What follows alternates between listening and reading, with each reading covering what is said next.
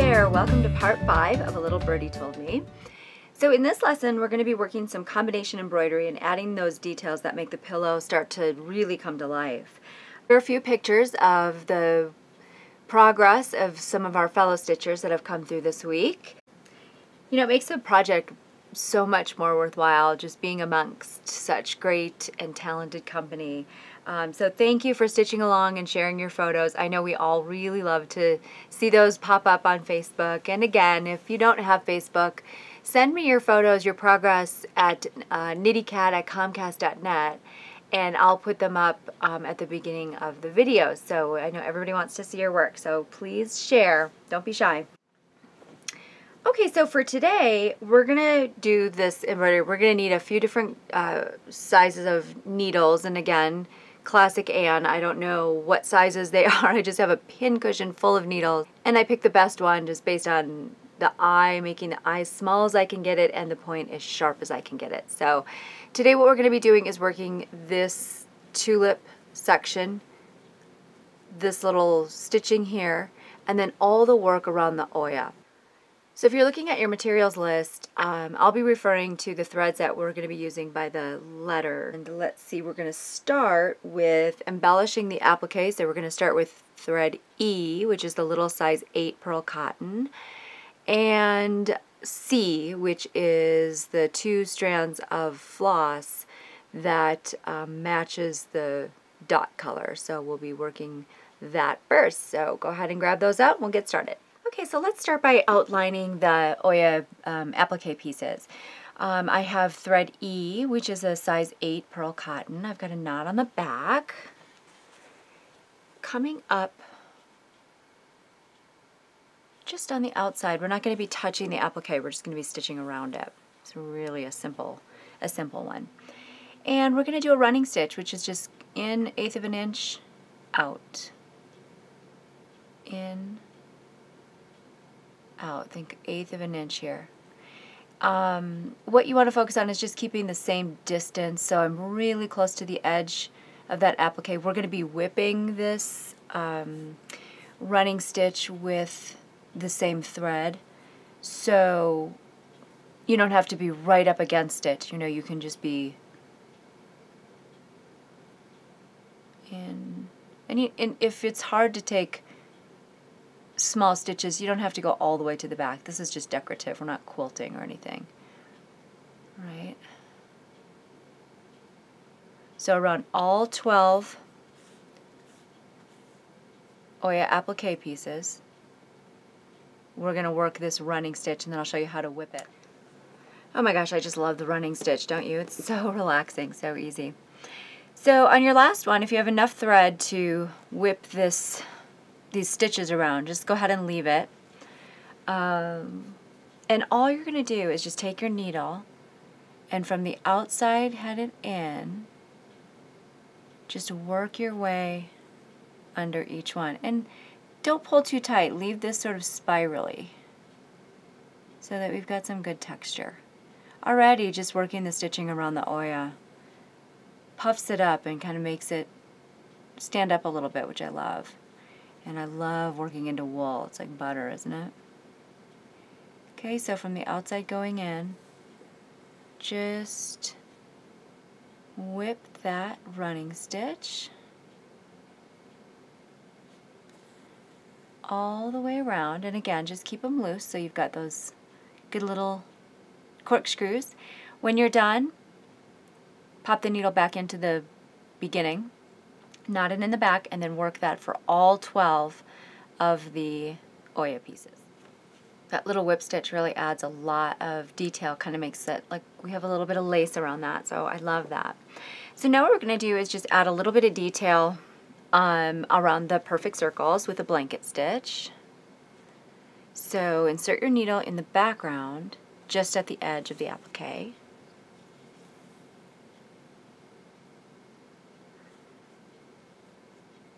And then what you're going to do is, this is a small piece, so maybe 1/4 of an inch. Just come up another 1/4 of an inch. So we're at a 45-degree angle. Go down into the applique and then come out just at the edge. Make sure that the thread is underneath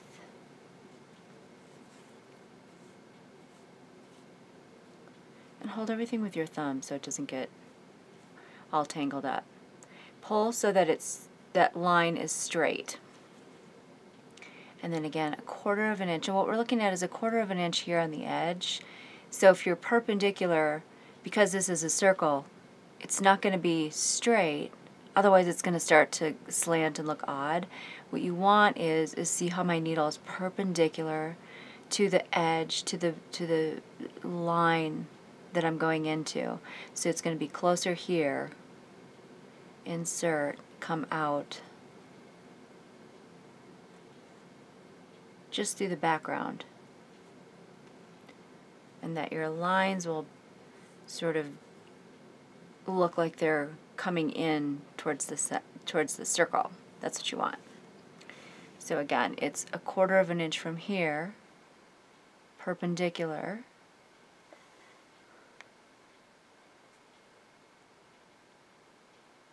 Insert your needle and come out the background. Make sure the thread is behind.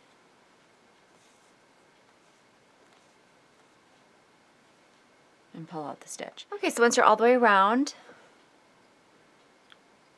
try to space it so that you're exiting out of the end of that to complete your circle. And just go right down to, make sure you're on the other side. See that? And go right down into that again. Then, right from here, we don't even have to knot or anything because we're going to work a split stitch up this side of the applique, just the inside. The outside we're going to add some tatting pieces if you're interested in that, and I'll have some options if you're not. We'll do tatting here in the next week or two. But a split stitch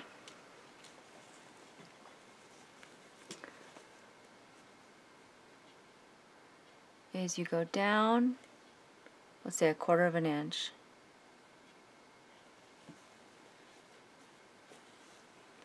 And then when you come up, now remember I'm using 2 strands of thread C here. I don't even know if I said that before, but that's what we're doing. 2 strands of thread C. And you see how I'm splitting in those 2. I'm right in the middle of my entrance and exit point. Splitting the stitches and then going down another 1/4 of an inch. And then coming back up. And don't pull too tight here because you want to see the benefit of the split. It's really pretty. Kind of looks like a braid. And right in the middle. Takes a minute to find that center, where it looks like the center. Come up between them. Keep splitting the stitch and going down 1/4 of an inch away from the last point. All the way up to the point. Knot it and end it. And then let's do another line of the exact same thing. Knot it, start it here, split stitch all the way up. So if you can just do that for all 4 sections, we'll come back and we're going to put something a little extra in here. There's more space in here than on my last pillow, and I want to fill that in, so we're going to do something a little different. Okay, so I didn't really draw this out before, but I want to just do a few little stitches in here and maybe incorporate some green and some purple into this area. So what I'm going to do, just right here on the fly, so you don't have to draw this out or anything, trying to stay maybe not too far above where this imaginary line is, you know, from here to here, just kind of staying within this area. I'm just going to work a feather stitch. And what that looks like is you just come up from behind. I'm back to the thread, by the way, that we just did here, so that's thread E, the 8 cotton, but you could do anything here. And make a stitch. And the secret is just to make sure that the thread is underneath so that when you pull it, it forms a little V. So coming on the other side, insert your needle parallel to where you're coming out of. And then wherever you want your stem to go, just take a stitch. The thread's underneath. And in feather stitch you can alternate, like I'm doing here, alternate sides, or if I want this to come down a little further, I can do 2, you know, on the same side. So let's do that and I can show you what that looks like. And we're not going for really formal here, so it doesn't have to be perfectly parallel. You can raise it up a little bit. go at a different angle and scatter them so that it looks like a random branch is coming down. Go on this side again. And then I think I don't want it to come all the way down to the circle there, so I think one more stitch. Actually, you know what? I think I'll just end it with a stem right here.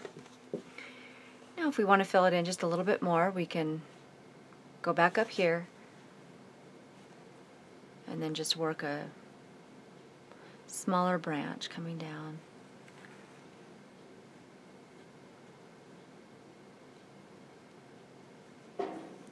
It's okay if you cross it over.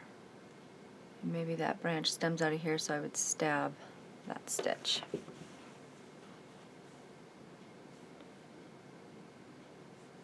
And then you would work this in every little space. Sometimes do 3 strands, sometimes do 2, just make it completely random. And then we'll top these little guys with something. Okay, and then on the branches, once you get those done, we'll take some of the leftover C thread, 2 strands, and then your leftover Oya thread, which we won't be using anymore, so you could use the rest of that up. The C thread, we will be doing a few more things. So I think what I'm going to do for with the C is just at the top of maybe, oh, I don't know, 3/4 of these stems, just work a French knot. I hold the thread like this, I take my needle and I go 1, 2, 3, 4.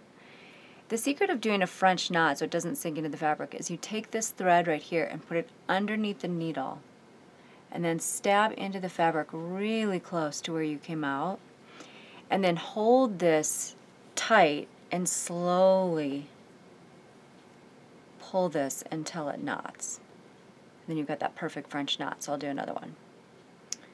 Oh, I'll come down here, maybe do one right there. Okay, again, so it's holding the thread pretty taut, and I start with the needle going under and in a clockwise direction. 1, 2, 3, 4. Take the thread I'm already holding and underneath the needle, and then put the needle back in almost in that same spot. And then don't let go of that thread, because look, that's keeping that knot nice and secure. And just slowly pull. Not yank, but pull. French knot. So then with the Oya thread, this is a 5 pearl cotton. I think what I'm going to do is in a couple of the V's, just work a lazy daisy. It's my favorite stitch. Can't seem to get away from it. Just love it. And that's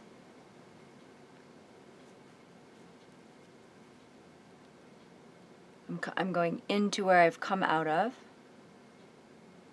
however long you want it. The thread is under, and then you're going to trap the loop by stitching on the other side of it. So see that? I'm on the other side. Now, if you have extra beads, we won't be using any of these color beads again, so you can even throw a bead in here, even right now, a bead on top of that. But if you just wanted to do a random bead, you know, maybe a couple in here, just to use those beads up, that would be really cute too. So what we're doing is we're just kind of bringing it all together, putting all this, you know, the green and the purple, making it even more pronounced, just so the whole thing is just sort of a nice blend of color. Okay, so what we end up with is just a nice little impromptu woodsy kind of branch, which I kind of like better even more than the first one. I didn't have that element in there. I kind of love that. So for this next section, grab your embroidery floss D, which is the olive, and again we're using 2 strands throughout this whole stitching that we're going to be doing with that, and then your E beads, which are the olive beads. Under each Oya piece, let me get these out of the way. We've got about 1/4 of an inch here to play with. So just add 2 or 3 little back stitches, whatever will fit. Probably just 2 is okay. Just so you have a little stem. Then on either side of the stem, put a lazy daisy with a bead on the top.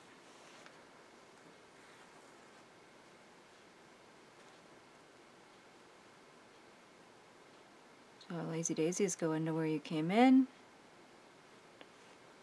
Thread is underneath. And then before you lock it in place, just pick up a bead.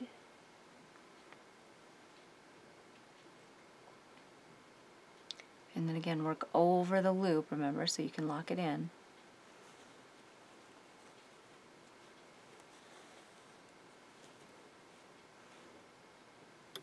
And then on the other side. Okay, knot it off here and do this for every center oya. So continuing on with the olive, what we're going to do is put a little stem to house that embroidered tulip, which will be the last thing we do in this video. And just sort of eye it up, make sure you're about an equal distance apart. And work 3 lazy daisy stitches. And these are going to be attached, so it's a little bit different. Make sure you're working towards the corner. You know, don't angle it this way. You want it straight up and down. So watch for that.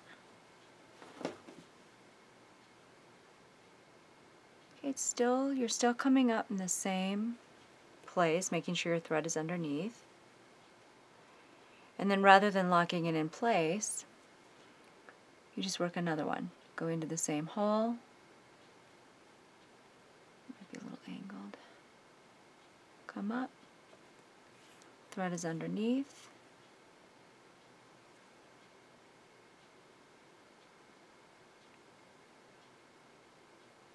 Same hole.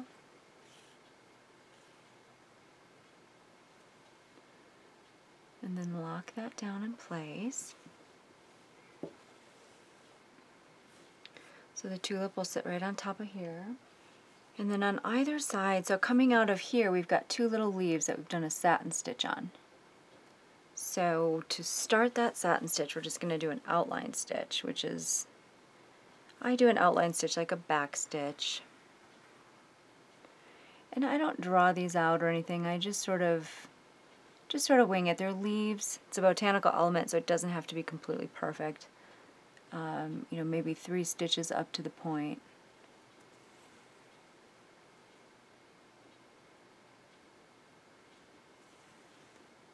And then 3 stitches back down. I've got to turn this around here.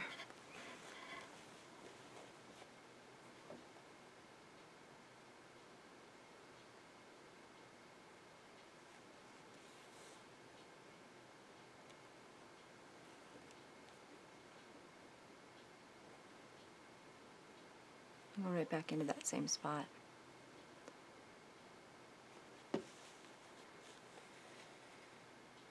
And then do another leaf on this side, same way. But here we're going to satin stitch it out. So just working on, you can do a couple different things here. You can split that stitch. So you can see that I'm right in the middle of the stitch, or just work on the outside of it. Just make sure you grab the whole thing. And here I might, rather than just go up and down, I might just slide the needle across the fabric. And don't pull too tight here, you know, you just want to rest. I think I'm going to work on outside of the stitches.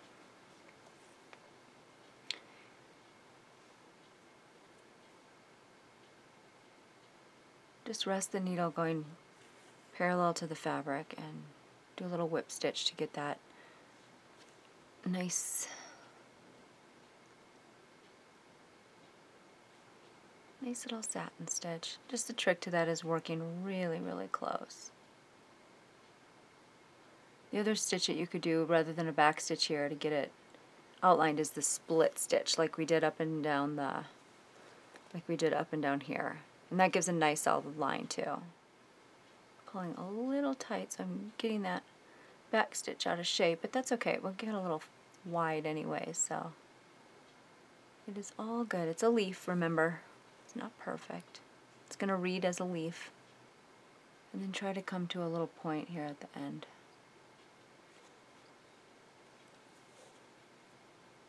So I keep getting that caught, don't I?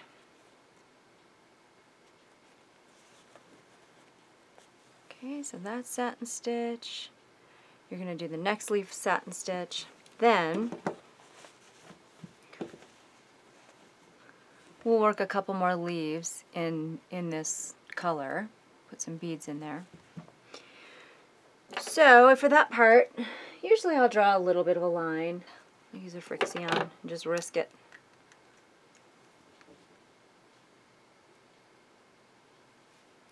And just a little wavy.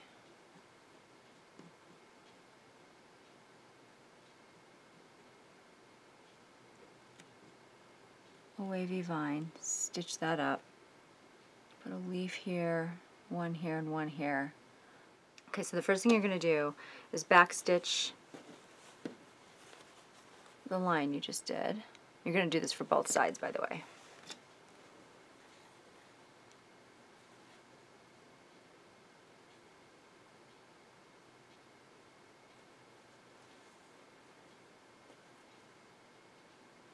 And that was a Frixion marker I just used, pen I just used. So I'll be able to press that out. The heat will take it right out of there. And I don't really, on this project, don't really care about too much residual. You know, some of that Frixion pen will stay behind, but I don't really care so much in this project. So just stitch that right up to the end of the line.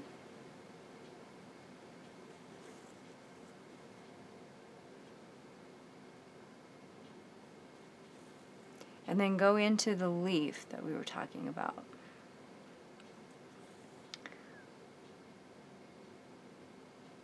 Another way you can do split stitch too is just go down into the previous stitch. The nice thing about that too is it does give a more solid line, where if you just do the back stitch, you've got those little indentations to worry about. But in a split stitch, it's pretty solid. And then let's put 2 little green beads in here.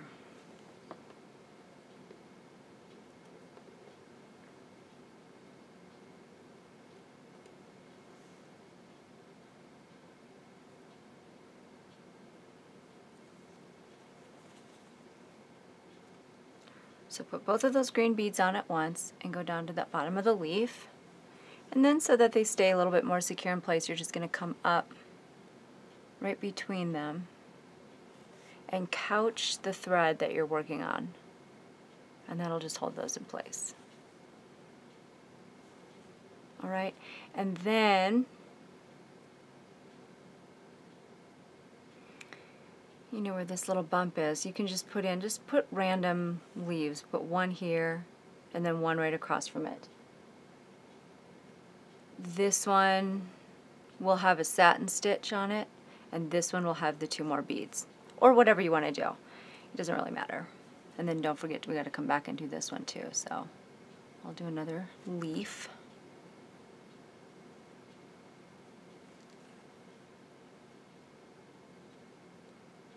Splitting that just slightly.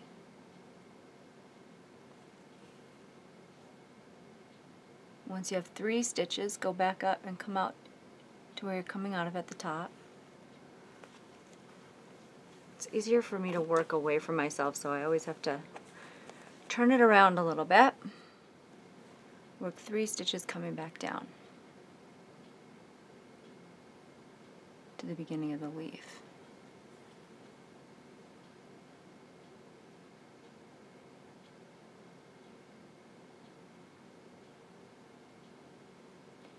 Come out that other corner and we're going to work a satin stitch again. I'll show you that again.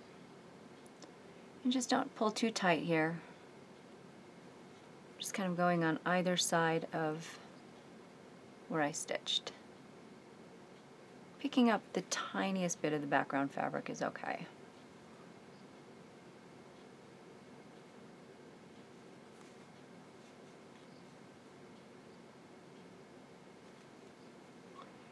And if you keep it really loose, you'll maintain the shape of the leaf just a little bit better. And then use your thumb to guide where it lays down like this when you're coming around.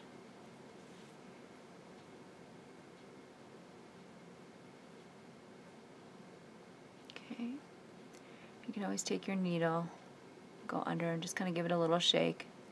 Shake that out. So little, it doesn't have to be perfect. It's really more about getting kind of the light to hit on a bunch of stitches that are lined up, which is pretty.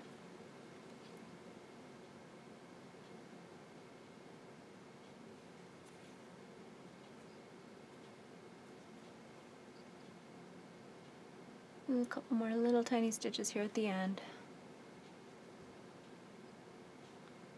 Okay, and that's that. That's good. We're going to work another leaf, just like we did here, and put the 2 beads in. Work that satin stitch, and then just try to, as best as you can, mirror what you did on this side. Of course, it's not really a big deal. Just get close. You can draw that right out. And there's going to be branches all along here, so you won't see this in its perfect entirety anyway. So it's really just about getting some background noise in here, some color. And mimic, of course, the leaves just as you did on this side. So work that all the way around, and then we'll come back and do that tulip. So the next thing you're going to want to do is cut that little tulip shape out of your templates. And you can draw a line around it. Otherwise, you can just pin this little guy right here like I've done. And we're just going to work a tiny back stitch around the whole thing. And that will give us at least the placement to do the satin stitch on the sides. So pin it in 2 places, otherwise it's going to shift. Start somewhere at the bottom of the flower here. This is with 2 strands of G, which is the darker of the tulip colors. Most of the time, I did purple in the first one, so I think I said purple in the materials list, but in this case I'm doing a darker blue, teal. So just you can work a split stitch here, you can work just a tiny back stitch. You see I'm taking very tiny little stitches. And the reason why you want to take small stitches in this is because we've got it's small, first of all, and we've got some curves, so you don't want to go too long, otherwise you won't get that nice rounded edge.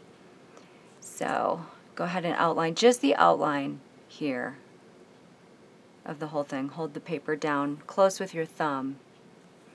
And again, I'm just back stitching.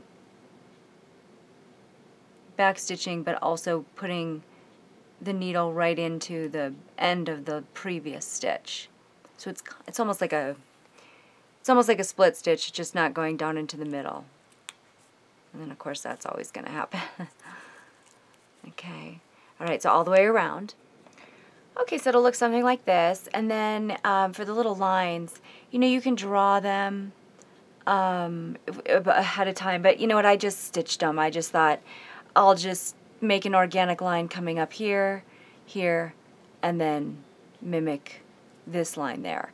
The chalk lines are hard to see on the felt. The Frixion pens are hard to see on the felt. So rather than try to get everything to look so precise and exact, I just think it's going to be fine to work a line up. We're going to be doing satin stitch in this little area, so it doesn't really have to be perfect. I'm just working straight up and down, and we'll eventually angle the line so that it'll come to this corner here. I'll show you what I mean.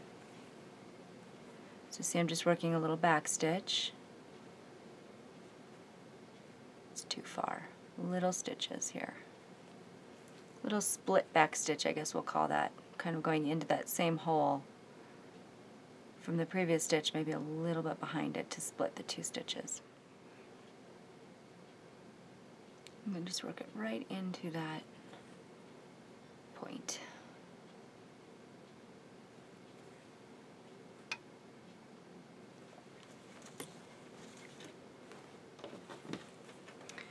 Then from here, I suppose, 1/8 of an inch away. Just mimic this line to there. So it looks like a little bit of an arch.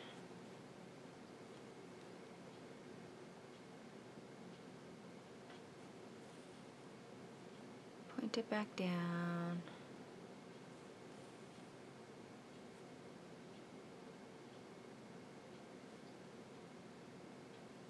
Arch back up.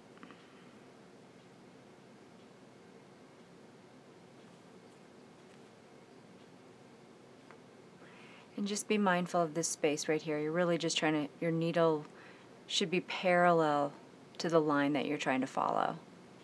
I know it's an arched line, but just in that moment, in that particular stitch. And then when you come here, just stop. See how it doesn't go out the edge? It doesn't go all the way. It'll stop about 1/8 of an inch from here. Then work the line back down to mimic that. Okay, and then when you're done with that line, work 3 rows of chain stitch just to fill in the top of the tulip, sort of where the hole is. You can see that the 2 sides here are not perfectly symmetrical. I find it more interesting that way, and I don't have to work so hard trying to get it perfect, and I don't have a bunch of markings in my piece, so I prefer that. But of course you can certainly mark the lines, and you know, it's just whatever look you want. I like more of an organic look. So a chain stitch is work a lazy daisy, just like we did right here. Make them little though, because we want to fill in the background. So teeny tiny. Make sure your thread is always underneath your needle when you pull through. And I just go in the same hole. You can even go right over the back stitch that you did for the first row. Cover that up.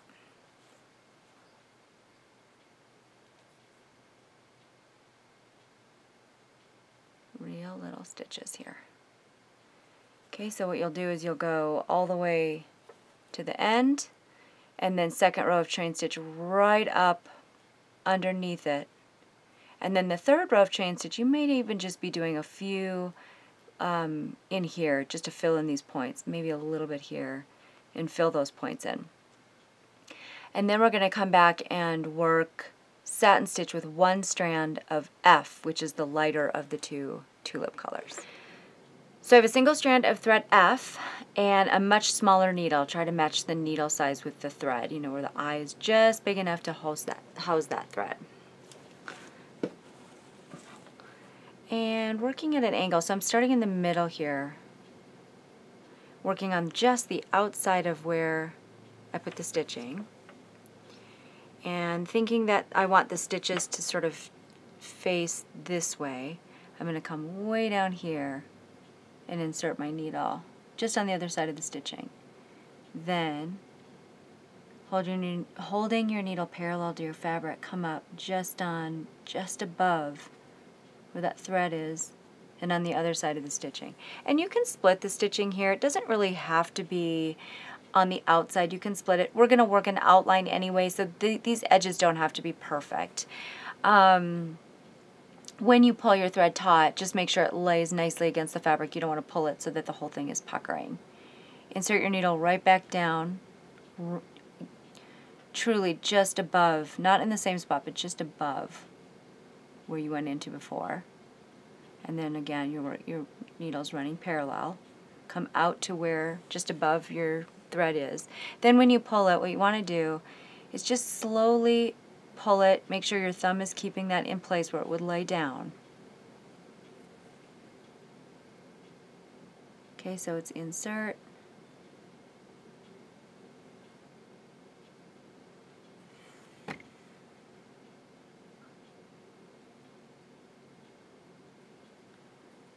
So you may run into, you know, as you're doing this angle, it's going to start to level out a little bit, just because it's really hard to keep an angle going while you have a curve. So I'll show you what to do when I start to kind of level out. And it's not a huge, I mean, it doesn't have to be perfect. I did this one previously, you can kind of see. you know, I started to angle here. It's hard to tell. And then I leveled out a little bit, and that's okay, even down here. You know, you're really just going for that sort of sheen when the light hits it just right. So you just want your stitches to lay flat against each other. Okay, so back to this. And just keep running your thumb over it. That helps smooth everything out. And if your stitches are pulling slightly on the sides here, like mine are, it's pretty natural for that to happen. But again, we're going to be working an outline, so don't worry so much if your edges aren't staying perfectly straight. Because you can see I'm kind of pulling in. You can also run your needle underneath the stitches and just sort of straighten them out there.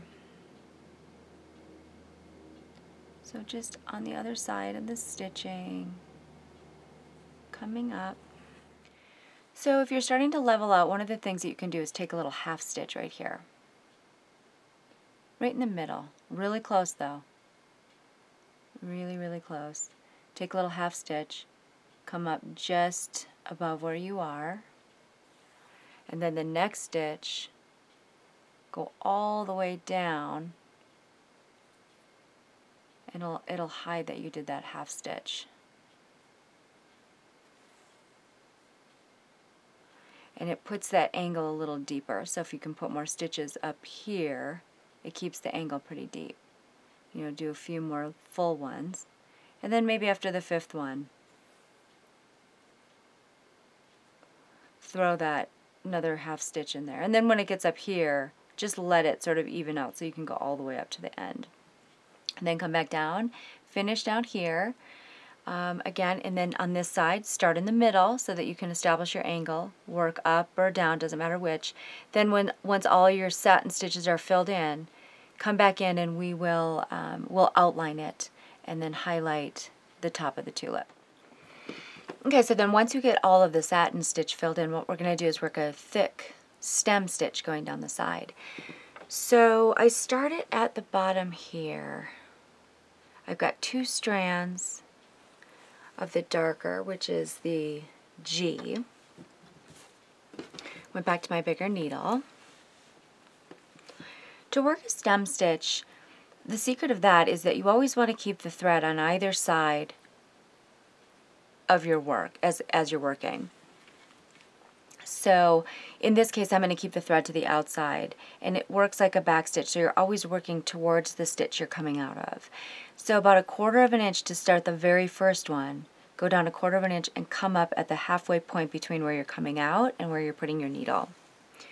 And make sure that the thread stays on the outside always.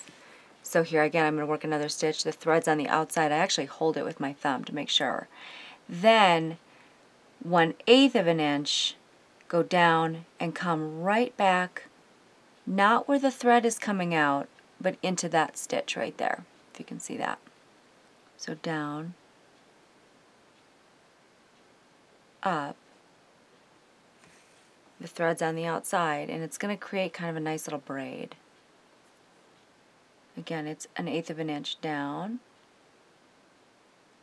back up to the hole, not the hole, back up through the entrance point of the last stitch.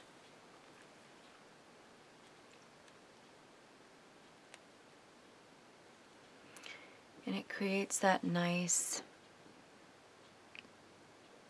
kind of twisted braid. So keep working up until this point. Come back down, work a little arc here,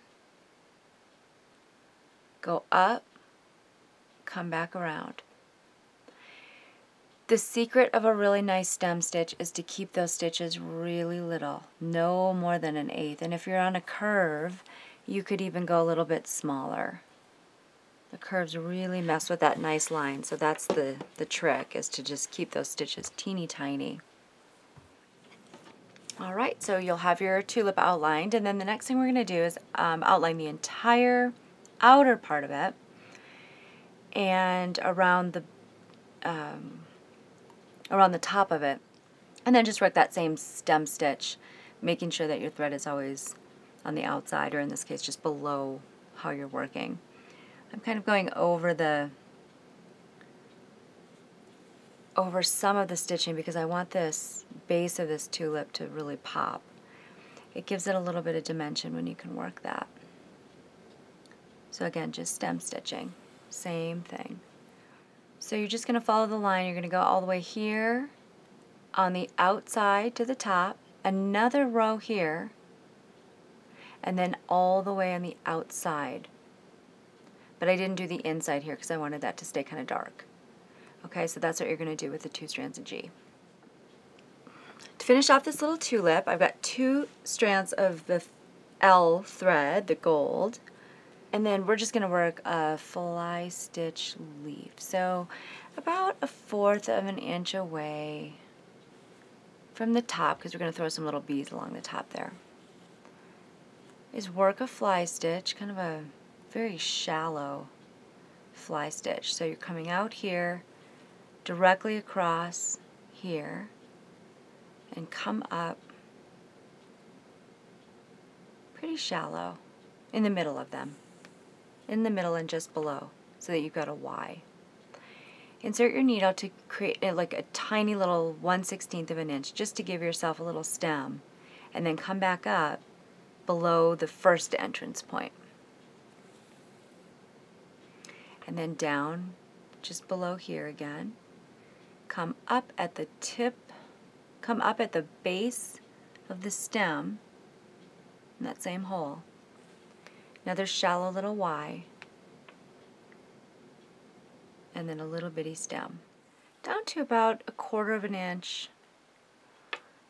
Oh, my stem got a little curvy there, but that's okay, I don't mind. Down to about 1/4 of an inch here, and then we're going to just put a little arch of beads, just 5. 1, 2, 3, 4, 5, and those are the F beads, the gold mix. And all you do there is just once you get the thread coming out of where you want the bead to be, just put on a bead and go down real close to where you came out of, and just follow the arc of the tulip. Then you will have a completed week 5, little birdie told me. It looks just like this. So that adds quite a bit of detail. It was a time-consuming process, but it's worth it because now we're starting to really kind of see some of those little accentuated colors and textures. Next week we're going to be doing the crocheted branches and a very, very basic tatting lesson. So this is just how you basically would tat. We're just going to work a couple little flowers. And maybe down the road that I do a more advanced tatting lesson once you get the actual motion of tatting. It's really fun and you can do some cool stuff. So thank you again for joining me on week 5 of A Little Birdie Told Me. I cannot wait to see what you guys come up with this week. Take care, and we will see you for part 6, crochet and tatting.